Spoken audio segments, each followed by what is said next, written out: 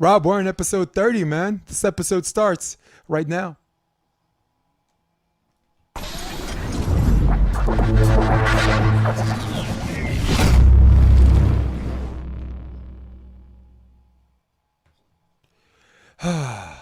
Ain't no sunshine when she's gone.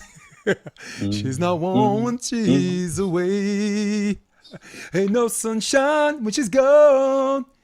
Okay. I'm done.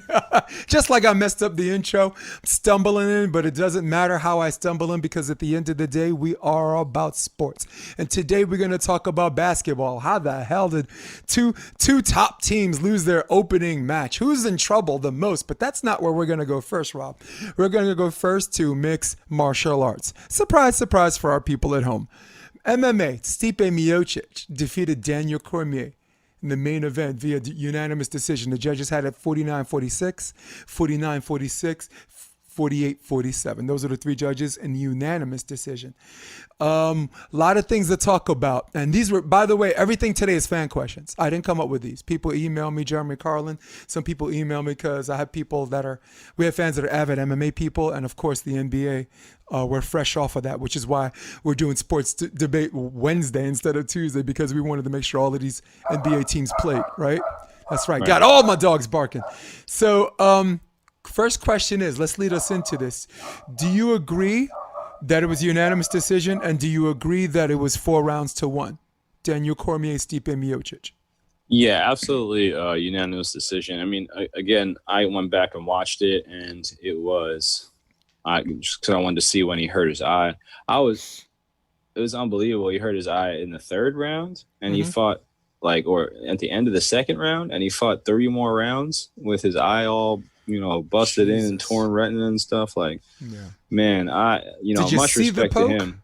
Like the replay of the slow motion of the poke. Slow motion makes it look worse than it is, but I don't know. That was just bad, dude. I was because it wasn't at the end of a punch or trying to grab a hand. It was just he went in to almost punch him or and just open hand. Yeah, it was bad. It was really bad. He stuck his finger all the way in there.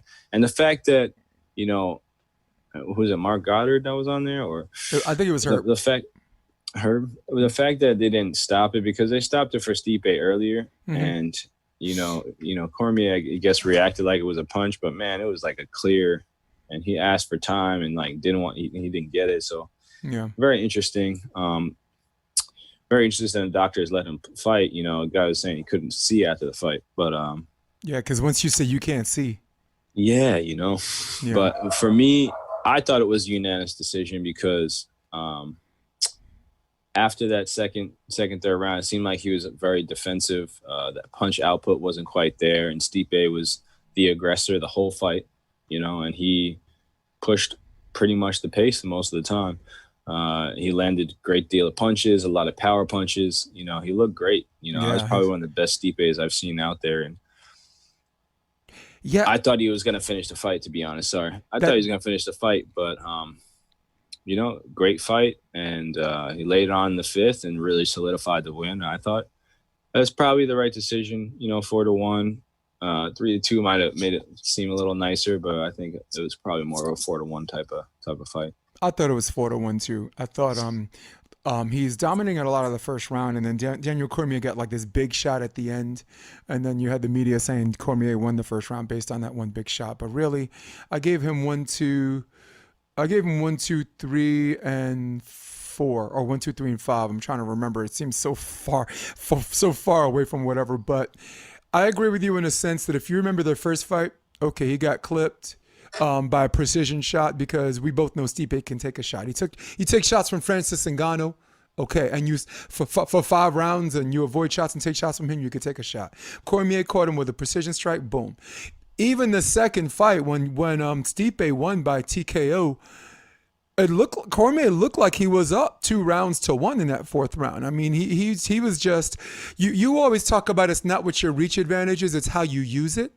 How this guy who's in multiple inches shorter and multiple inches on a reach disadvantage manages to get in and clock someone, almost punching up, is beyond me. That's just someone that knows how to use his reach. And Stipe, didn't make a lot of the same mistakes. He still ate a lot of those calf kicks and leg kicks in the beginning, but he wasn't trying to fight in the phone booth, which I found very interesting because this was a smaller octagon. The UFC has 2 octagons. One's a big one, and one's what I call the closet, fighting in the broom closet. And for Stipe to slip in and out in a smaller cage, just a masterful performance by him, and I'm very, very happy. And I think it's time the UFC gets behind someone like this guy. I mean, I know being brash and being arrogant and all that stuff, and sells tickets, especially if that arrogant person backs it up. Conor McGregor, Sean O'Malley, who we might talk about a little bit later. But there's nothing wrong. Let's make room for a humble firefighter, a humble guy who is a full-time firefighter. You know what I'm saying? Who spends all of his money in philanthropy, not on the level of LeBron James because he don't make that much. But if you look at the percentage of time and money he puts in, the dude is somebody the UFC can get behind. He's an American hero, in my opinion. Not a superhero. Okay, Aquaman is a superhero. All right, he could swim underwater, breathe underwater, and talk to fishes. All right, Stipe ain't doing that. Neither is LeBron James. So quick question, quick answer. 4 rounds to 1. The third judge might have saw it the same way the press saw it, and that's okay too because Stipe wasn't trying to ride out a decision.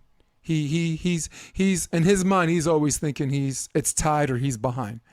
It's tied is on a good day for him. He never thinks he's ahead. And he learned that because he fought years ago, and this is going way back when. Not way back when, but he fought Junior Dos Santos and lost a decision that he thought he won, and he avenged that match later. He KO'd JDS later, but those were one of his 2 losses before, he rose to stardom. Get behind this guy, Cleveland's real first champion. Okay, not the Cavaliers, not LeBron.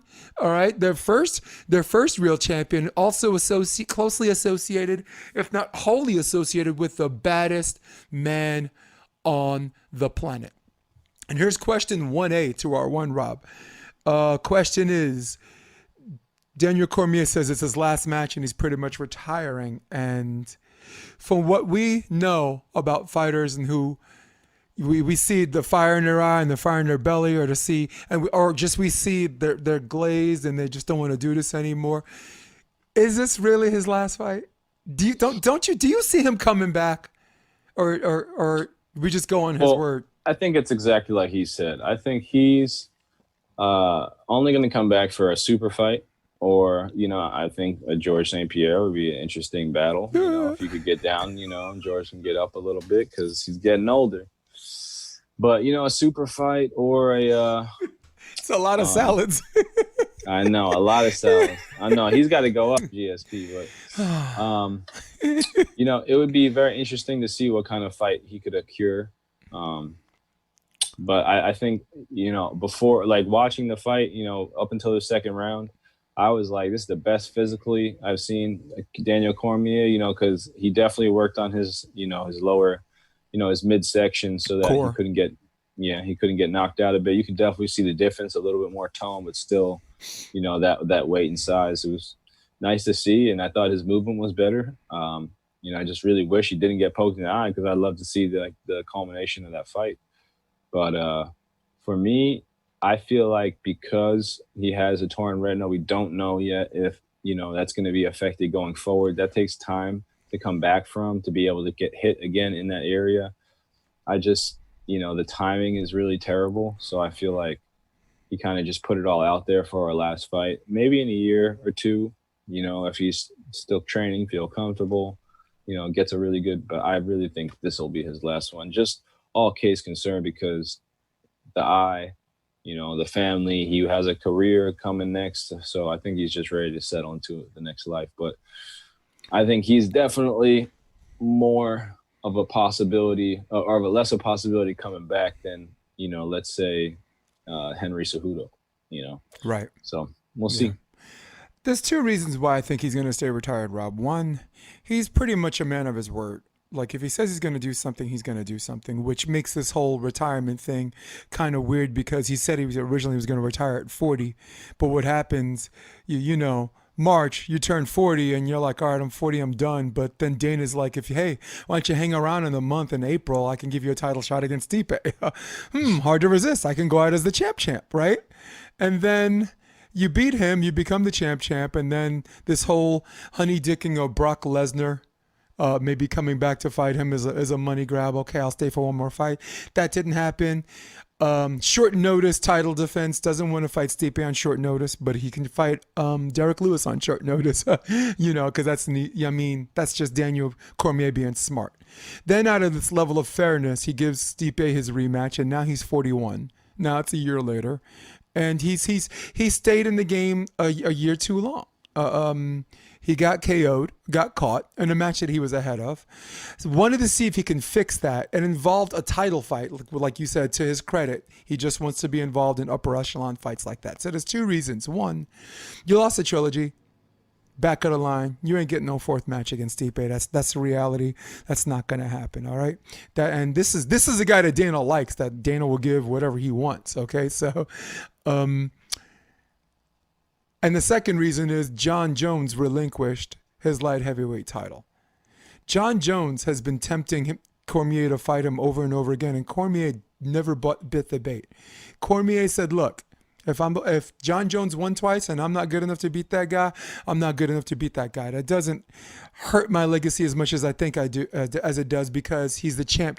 Unlike Jones, Daniel Cormier won in 2 title divisions. And Daniel Cormier was undefeated as a heavyweight, absent those 2 losses to Stipe. So to him, I'm either good enough to be the best of the best or I'm not. And if I'm not, I'm okay, because it's better than anything that anyone's ever done in their life. Oh, wow. How many championship matches have you lost in? Oh, I'm sorry, you've never been in a championship match. Oh, I'm sorry, you've never been in the top 10. Oh, I'm sorry, you've never been in the top 50. Oh, you don't even fight. Huh? What are you talking about? So there's 2 major reasons. One, you lose the trilogy.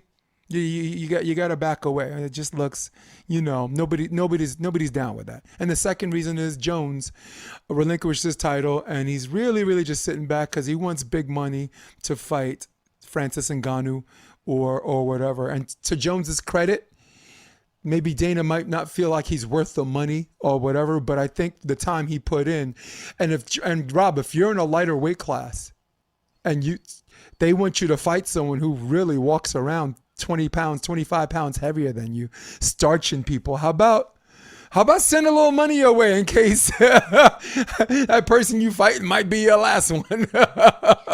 So very true. So before we move on to the other matches, I put together something I like to affectionately refer to as Jason's top 5. Rob, he's got a bunch of top 5s. I got a bunch of top 5s. This is Daniel Cormier's top 5 moments in or out of the octagon. Number 5, Thug Rose. I don't know if you remember that match when Rose Namajunas fought Joanna Jędrzejczyk for the title at Madison Square Garden. And when she KO'd in one of the most shocking upsets, we want to talk about, maybe you could do a top 5 MMA upsets next week. How about that, Rob? That's your assignment.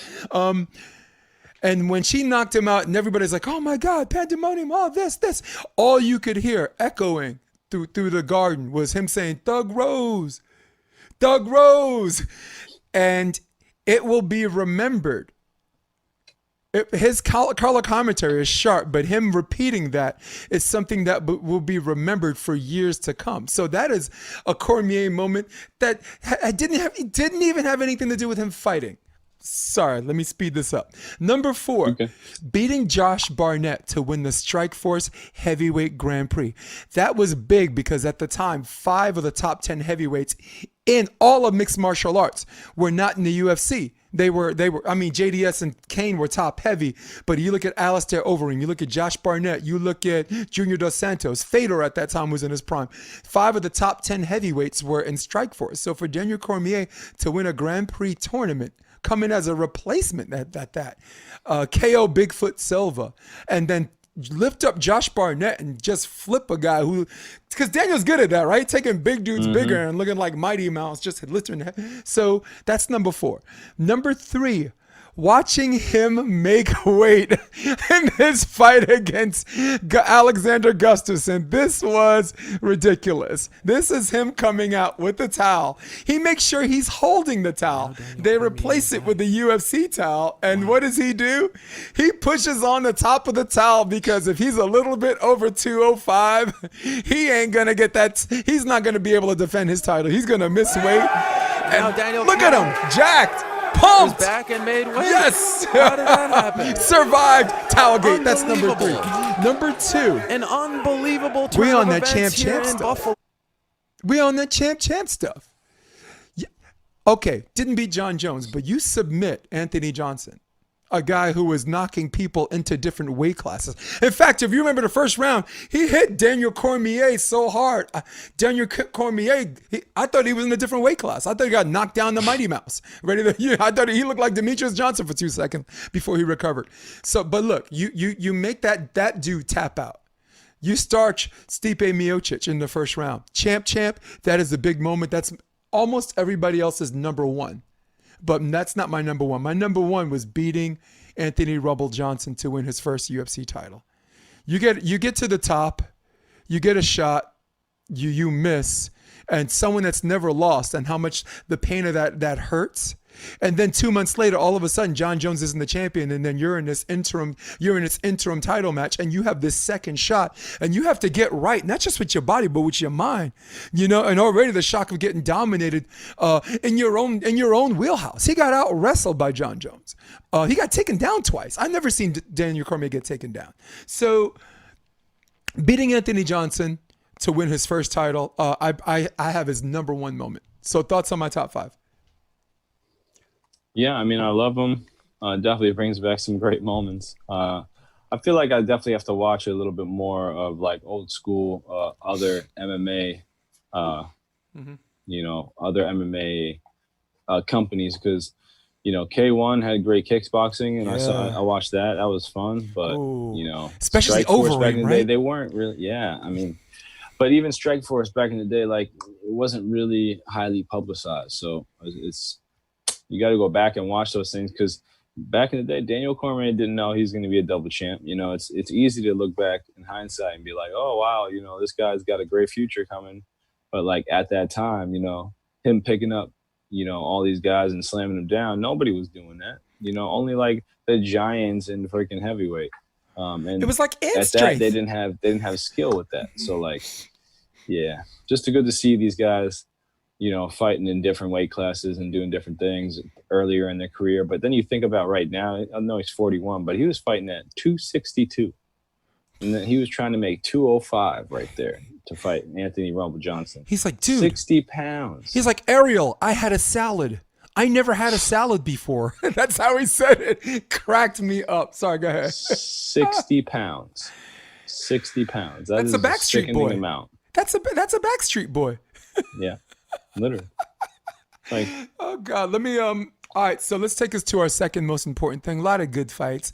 I wouldn't say great fights because we've seen so many cards where the great fights were from beginning to end, and I didn't feel that way about this pay-per-view. In fact, we saw a lot of the house shows that were free on but ESPN cable and ESPN Plus. That top to bottom were at the end, retrospectively, were better.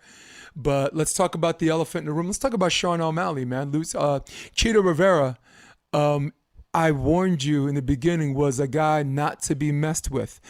But his victory, we all have to admit, seems a little marred by this what seems like an ankle or calf injury by Sean O'Malley. Your thoughts on how the match went down? First of all, before we got on the podcast, you thought it was already hurt before he got in. Let's talk about that.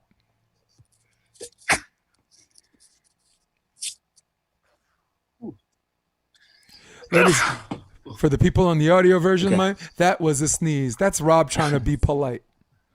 Ooh, respect. Okay. Go ahead. Yeah, so when I watched the fight over, I watched it from a doctor's perspective, but he was talking about the injury itself. But then I watched the fight from beginning to end after I had watched it live again. And if you watch the fight, he does shake his right leg off. I believe that's the one that was injured. He does shake his back leg off a couple times in between the time he got injured and the time the fight started, because it's a pretty quick fight. He shakes his back leg a couple times, and then so you see he's trying to like get some sort of a balance or an equilibrium with whatever he's dealing with. So in my eyes, I feel like he possibly hurt himself in sparring. It's a re-injury of the same injury. So I could only imagine if he came back too soon and then hurt his foot again. And then a lot of the videos that he puts out, they're not necessarily of him in the gym training and sparring. They're of him, in his house doing very, leisure stuff. So I'm wondering if he took you hear guys say, I didn't spar for 3 months. So I wonder if, he's just trying to get through this fight, get a paycheck because, win or lose, you get a paycheck, and then deal with the injury then and take some time off and build your brand again. But yeah. I mean, you never see that guy want to pull out of a fight either, right? Exactly. I mean, anybody, because you don't want to be, the talk of what he is now of, is he injury prone? It's the same injury. He's a skinny guy. He's in a physical sport, an all physical sport. No, when Cheeto got him on the ground, that was, he wasn't able to really get up. Even when Andre Kutaman, when he hurt his leg the first time and he brought him to the ground, he wasn't really able to do too much on the ground to whether it was escape or, try to stay on the ground. But, maybe he gives up on the ground. These are things that are kind of red flags for him as a striker where maybe he should have pulled out of the fight. Maybe he should have healed himself up and not try to, take too much more injury. It's better. I don't know what he's going through, but it would have been better for his brand, right? Yeah. I mean, I think it's very disappointing to see because that's something you can't get away from. You have to really take your time and take time off. And the more you re-injure something, the more time you have to take. And, with his star going up, it's just a really disappointing. Even if he lost, that's fine. I don't mind if you get knocked out. But if you get injured again in the same area, it's very disappointing and disheartening, for him, I'm sure, but also for us. Yeah, I mean, when I see someone as thin as him and I look at his build, I have these terrifying flashbacks of, I guess for the MMA casuals, Anderson Silva kicking Chris Weidman's leg, which is an extreme example because that was the most gruesome thing I've ever seen. And there goes your lunch. Sorry. The second one was a guy no one heard of who's on the Ultimate Fighter reality show. After the show, Corey Hill. The guy was 6'4". And making weight at 155, and he had something that was gruesome. And sometimes when those leg kicks get checked, or when you're kicking the leg of a fighter whose bone density is I don't know if it's high or low, but more I'll just use the word sturdy. Sometimes when you feel like you're kicking a brick wall and not a soft tree, it does make you question his durability. And like you said, there are some fights for your star power that you have to pull out of just as much as there's fights for your star power that you want to show people how tough you are that you go through an injury. Like Conor McGregor got injured when he fought Max Holloway. He tore his ACL in the middle of the second round, and finished that match. But something a lot of people don't know is that his PCL and MCL, Max Holloway tore his the first round. So, but because Conor's the more popular fighter at that time, nobody mentioned that Max Holloway got hurt a whole round before. So it is a testament, like after the fact where people be like, okay, wow, he did do this. And the fighters, Rob, we all know that no fighter, very rarely does a fighter come into a fight 100%. Right? And it's like the heart of AKA those guys pull out of fights more than a general in a whorehouse because they spar so hard against each other because they think that's the best way to prepare your fighters. And some camps are just smart. Excuse me, now I'm sneezing. But some camps are a little bit smarter with that. I think Max Holloway's kind of eased off on it. Dustin Poirier, he eased up on his camps, and Robbie Lawler at the end, he wasn't sparring at all. So again, one of our favorite fighters. You said on the last podcast, let's see what this guy's made of. You wanted him to fight.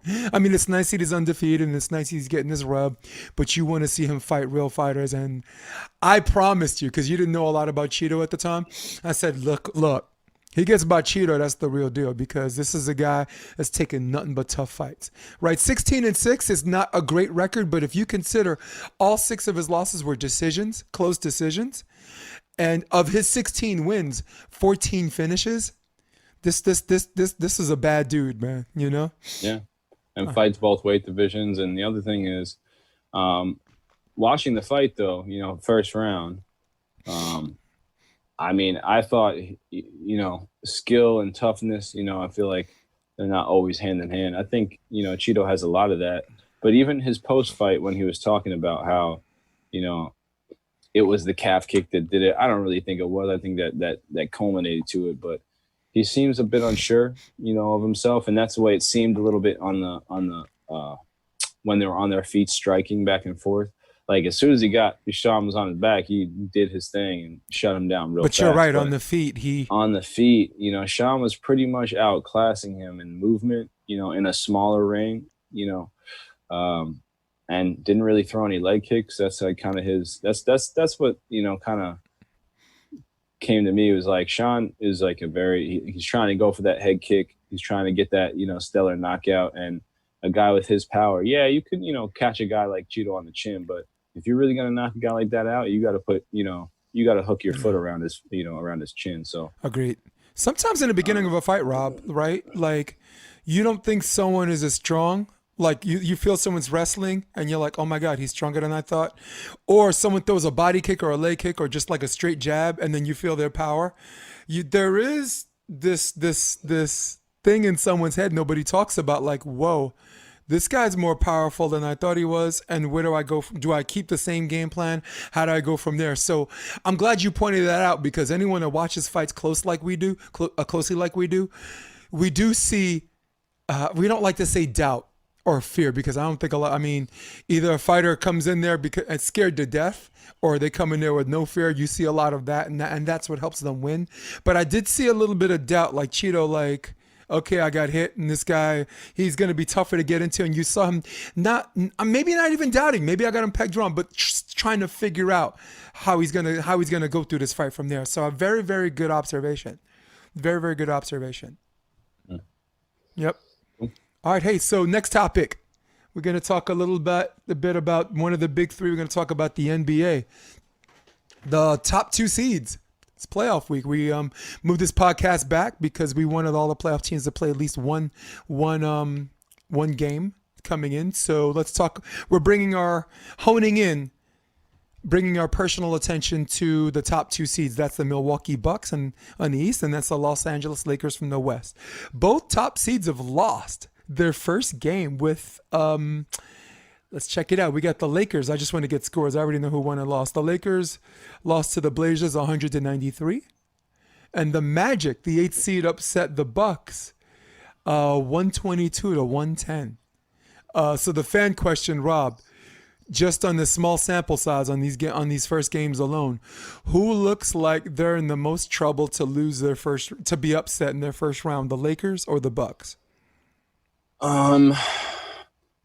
Well, for me, I'd have to go with the Bucks, just because I feel as though they're the team that would crack it. And people say it, but this is still the year Giannis is looking to possibly leave or not leave, or see what their team's made of. And of course, it's got to be a year like this. But I think there's so much pressure on the Bucks to play at such a high level in such an unusual circumstance. I just feel a lot of pressure for them.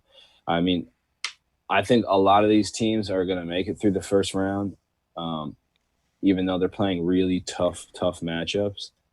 Just because there wasn't many games played, and I feel as though the season, although it was to lock up the seeds for the playoffs, it was really just like a preseason, and I feel like this is now a season where the coaches are really taking these 7-game series like, if we do lose one, it's okay. They're playing it really smart, because it's going to be a long postseason. I feel like it's going to be a lot of 7-game series, which means the next series can't start until that 7-game series is finished. So it's just going to be a really long series where, people need to really work on rest and recovery and recuperation. So I think it's going to be the best organization really does win, and I don't see the Bucks being the best overall organization, being how they look after their players, how they treat their players.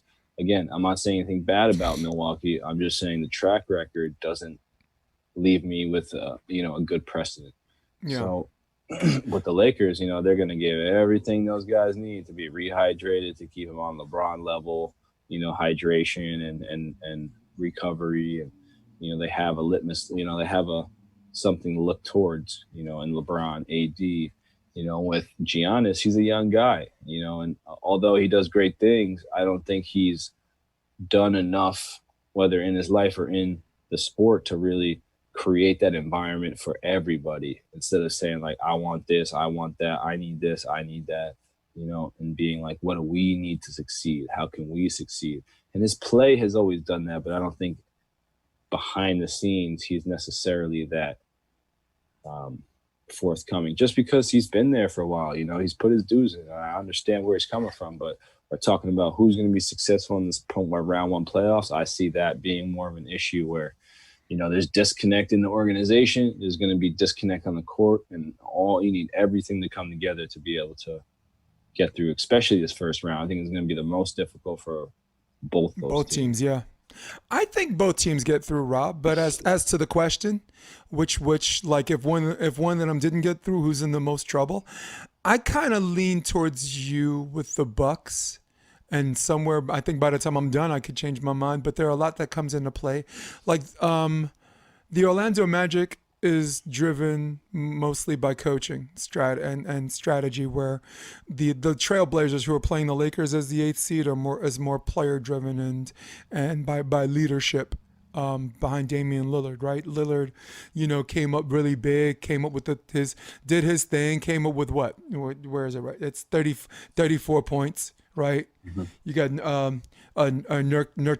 Nurkic, 15 boards behind 16 points, so that's solid. Carmelo Anthony looks like he's having the time of his life, and so on a small scale, came up with 10 boards, 11 points, but the timeliness of his shots shows that he's comfortable with the team, and it's not like, he's not the give me the ball Carmelo Anthony we saw from the Nuggets and the Knicks. He is this team player, and he's definitely taking his shots. His physical conditioning looks so much better, I find it weird even talking about the guy right now, because he's not even like the third best player, but he's someone I'm going to be like, if the Lakers lose, watch out, because it could be because of this guy, No, absolutely. I think really like Carmelo, 10 boards, he's like the prototypical, and he never wanted to do it because he never wanted to bang on the boards, but he's a phenomenal rebounder. He's a phenomenally smart interior defender, in that he doesn't leave his feet. There's big guys who play the grounded game, and there's big guys who play the up at the air up there game. Carmelo is one of those grounded guys. He stays on the ground. He tries to swipe the ball and take quick steals on guys going up and not controlling the ball.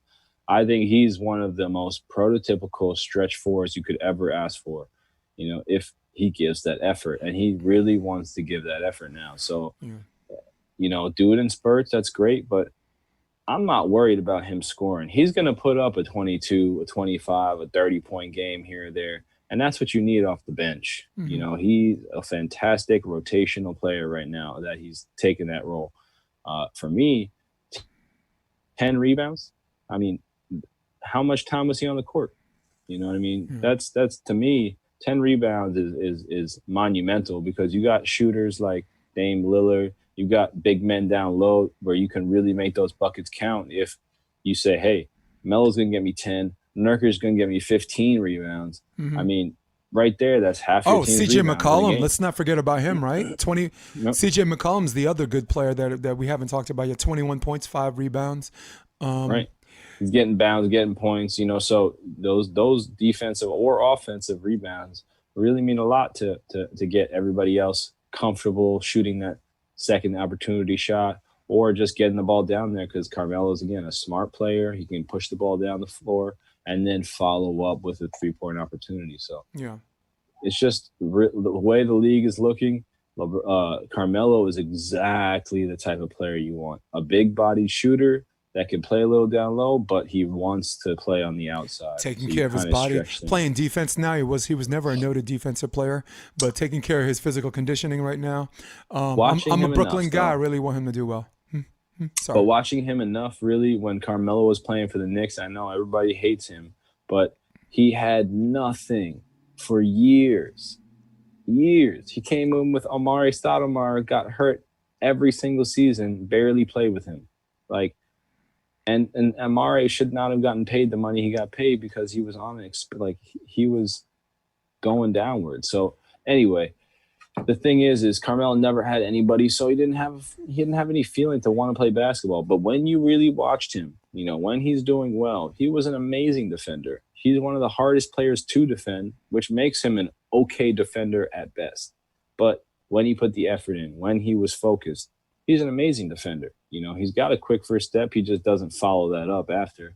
And he does have an ability to try to stay in front of defenders. That's all you need. You just need somebody to block shots. You don't need somebody to follow him to the rim, block the shot, take the rebound, go down the court. Just stay on your man. That's literally it. So playing that 4 where maybe the guy in front of you is a little less active, or playing the outside, you know, that 3-ball guy in the corner, or playing the top of the key, you know, and just staying on the top of the key, not having to chase anybody around. It's a fantastic role for him. Yeah, I mean, for me, if I look at the history of the league, I would initially say the Lakers are in bigger trouble than the Bucks, because historically I've seen good coaches beat good teams. We've seen Larry Brown, you know, with a bunch of journeymen in Detroit, beat the Lakers. The Celtics has a good coach. I mean, with respect to Tatum and the bunch, I mean, those. You don't see a lot of 5-star players on a team. You see a 4 and a couple of 3s, but they're winning a lot. You know, the Bucks right now. I mean, if you only look at the numbers, Greek Freak tried to do it himself. I mean, you're looking at the leader in scoring in that game. It was him. You're looking for the leader in rebounds in that game for his team. It was him, 17 rebounds. You're looking for the leader in assist in that game. It was him, 7 assists. So he was leading in all these assists. George Hill had 5 assists and 16 points, but that wasn't enough to overcome the Magic, who, by the way, went on a 15-6 run in the first quarter. You know, so the Bucks they have come back, but if you get a lead on them, your confidence gets better. Where if you get a lead on the Lakers, it almost feels like no lead is safe. So there's an argument back and forth. My concern for the Lakers is that they have to be able to score with Portland in the fourth quarter. They do their best work in the fourth quarter, and in fact, they led in the fourth quarter by as much as 6 or 7, and then the Blazers closed it out 19. I believe it was 19. They went on a 19-6 run to finish. LA missed all of their 3-pointers, and they missed all of their free throws. So it's one of those things where if they have to score with Portland, they're in the most danger of losing. And the only thing that makes me pick the Lakers as far as likelihood over the Bucks getting to the second round is LeBron James. Even with Anthony Davis as a top 5 player, and all these parts around him, he's still the common denominator. The man is tough to beat 4 out of 7 times. There's a general basketball pundit in me that says never bet on LeBron, never bet against LeBron 4 out of 7 times, even though all of the evidence suggests that it could go this way. I do think the Bucks can get outcoached by Orlando. Orlando outcoached him. No, absolutely. I mean, I would have to just say, like, the only thing with that is LeBron put up what? He put up 34, 11, and 8. And then Anthony Davis put up 28 and 11. Like, what more could he do? You know, he could put up 48, but how many 50-point games did he have? He put up 23 points, 17 boards, and 16 assists. LeBron? Yeah. And those aren't barely triple-double numbers. Those are convincing. Yeah, those are ridiculous numbers. I mean, only thing he could do statistically to impress people is score over 40 points. You know, and even at that, he's getting 60%. Right now, he's probably 55% of his team's points. Yeah. You know, between rebounds, assists, and then points. Like, he literally can't do any more. He's reinvented himself, but again, and this is the same thing with Giannis, is like if you can't score the basketball by shooting first, it's very difficult to beat teams because they can strategize against you not playing in the paint. And I'm not saying LeBron can't do that, but it takes an entire shot clock for the ball to get from his hands, then to get to somebody else, move him around, and then shoot again, because he's not take the ball, make a move, make a shot, 48 minutes. You know, he could do that for the last second shot. Yeah, he can and we've do seen that him. on a We've seen set him shot. take point, but not the whole game. Yeah, Right, but not like run around with the ball like Curry and, oh, you're not even on me, shoot. You know, that's just, it's different. You know, and even Klay Thompson, like there's very few players that can really do that. Even Klay has difficulty with more of moving with the basketball and shooting than being in a set shot and hitting a shot. I'm not saying they're not good at it. It's just when a team is strategizing 5 to 10 to 12 players against what you're doing, it's a lot easier to replicate all the way down the list on how to keep somebody out of the paint, as opposed to stay on your man, watch the switches, and be able to defend the shot.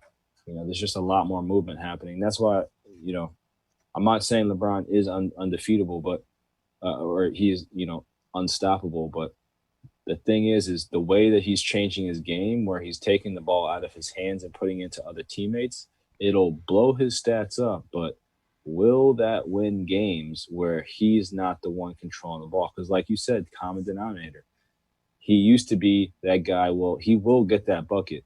He can get that bucket, but will he be able to, at an advanced age, and with the mindset of being even more of the point guard, not just I got to get this bucket or I got to put the ball in the bucket. It's like 16 assists, man. You have to have a certain mentality or you're not trying to score.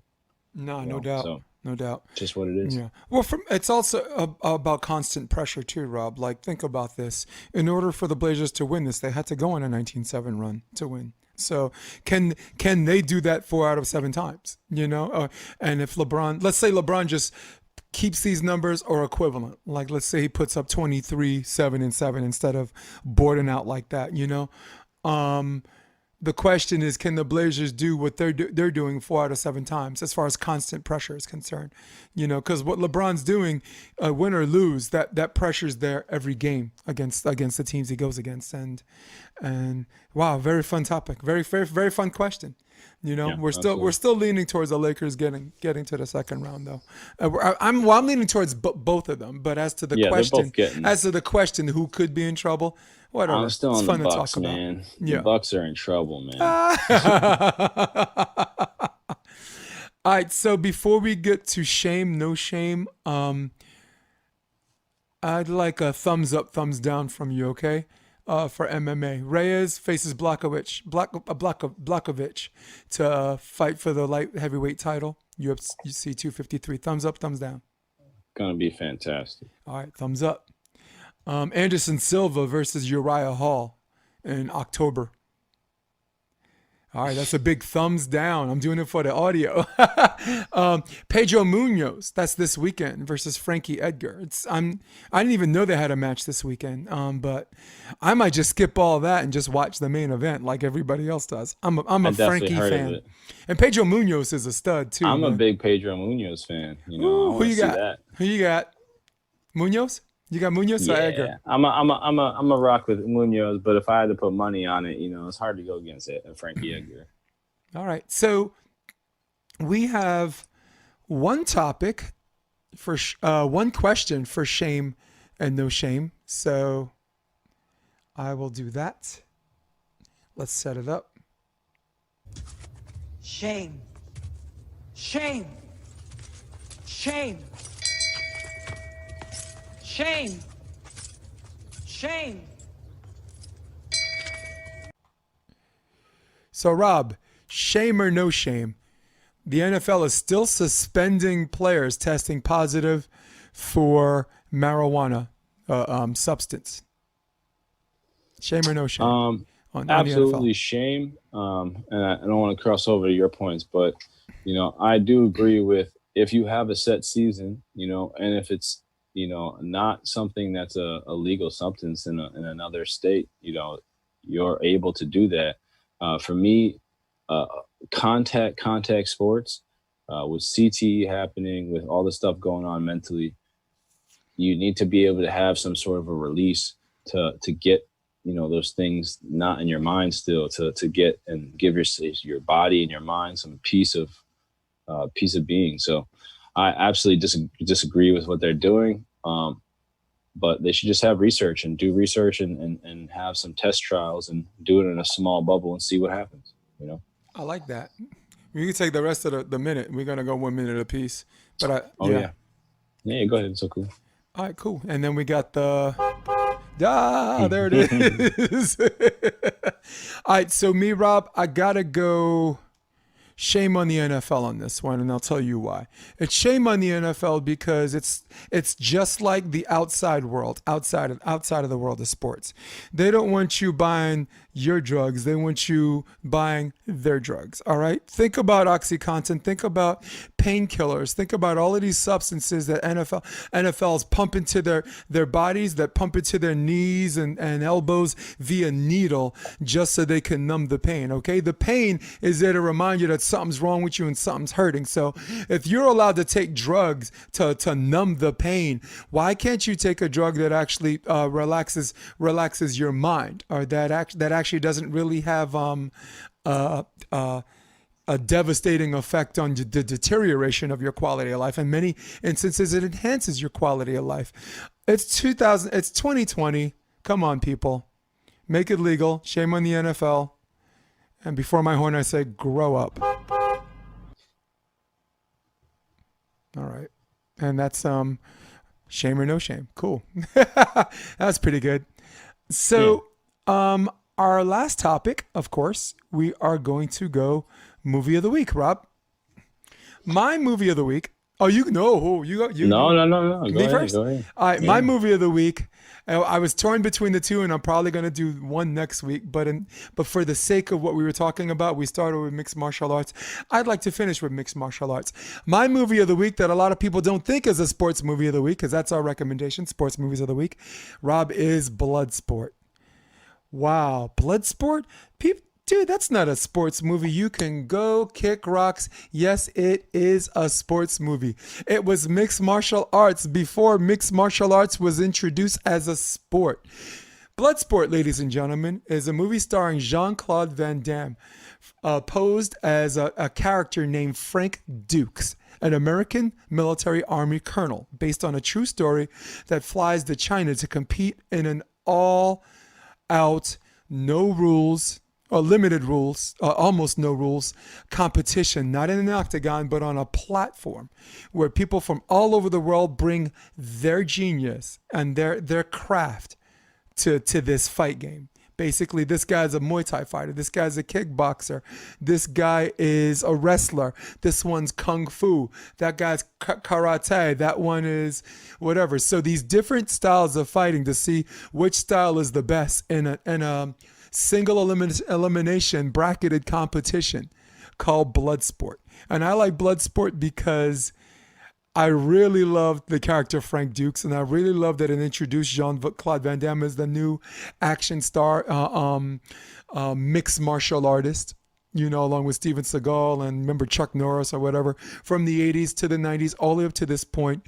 And anyone that's a big MMA fan right now really has to watch that. I don't give it a high rating. This is really about just getting your sports buzz on a different level. So out of a possible 4 McKibben beards, I give it 2.5. What's yours? So my movie is the first of a trilogy, but I just love this trilogy in itself. But it's Mighty Ducks. Something I used to watch all the time when I was younger. But it's a very interesting story, especially the first Mighty Ducks, where you have these, underprivileged kids that don't really have a lot, and they get beat down, and it's by a team that just has everything. And it's a very usual story, especially back in the 90s, of where the disadvantaged underdog gets the chances and the opportunities, and they do better than the team that always has had it. So I love the way it finishes. I love the way it starts. I love the middle. Emilio Estevez, just how he has to deal with the turmoil of getting back, like being in the rat race and learning that the most important thing in life is to be happy, as opposed to fight for your happiness, or to, spend all your hours to get happiness and then never be happy. So it's just a lot of meanings behind it. And then the rest of the trilogy going on and seeing like the growth of, all these different people, and them going to college and going to high school and doing all different, stuff from different perspectives. But it's always just one of my favorite movies as sport, as an athlete, as well as just a fan enjoying sports. So I don't watch hockey all the time, but I love, backstories. And I think this is just one of my favorite movies. So definitely go watch it, Mighty Ducks. Best trilogy. How do you rate it? McGibbon Beards, I mean, I got to give it like 3.5. This is like one of my favorites. Yeah. So, I like it too because, and I really liked your point, because when I think of Mighty Ducks, I think of just underdog story and just people through their hard work overcoming, odds that some people consider not plausible if possible. But you brought another level that I never thought about happiness. Like Emilio Estevez was like in this money-making business. I forgot what profession he was. He was a lawyer, I believe. But no amount of money has ever bought you a second of time, as far as like quality time or this or that. And I got that from Avengers Endgame, Tony Stark's father. And I would suggest no amount of money can it can buy you a level of happiness, but the level of gratification that comes from hard work and that comes from seeing the fruits of your labors and seeing that productivity, sometimes can be bought, but feels so much better when that level of happiness, at the end of the day, you see your bill and it's zero balance. It's free of charge. Really, really liked your point. Very, very good point. Hey people, that's all we got. This is episode 30, man. This is 30 consecutive episodes of us doing good podcast episodes, doing bad podcast episodes, doing whatever. I thought we kind of hit it home this way because we talked about two subjects and we're able to delve into it under the same time frame. So, Rob, anything before we go? But oh man, stay safe out there. Stay sane. Believe in yourself. Yeah, no doubt. Believing in yourself in this climate and in this crazy, wacky world. I wish all of you the same level of happiness that Rob and I are enjoying right now. Rob's getting back into the sport of professional beach volleyball, and I wish you well with that. And I wish everybody else well, okay? For all of you at home, for all of you on your desktop, who runs the world? Old school. For all of you on your iPhones, it's about lunchtime. You guys are looking on your iPhone and looking at this. For all of you on your iPads, for all of you on your Androids, Droid. Remember that? I do. For Rob, keep it McLean. I am Jason DeBeas. And until next week, we say, we're out. Come check out the Option Podcast on OptionVB.com. It's also available on iTunes and Spotify and on YouTube under the NY Varsity Sports handle. You're going to love what you hear.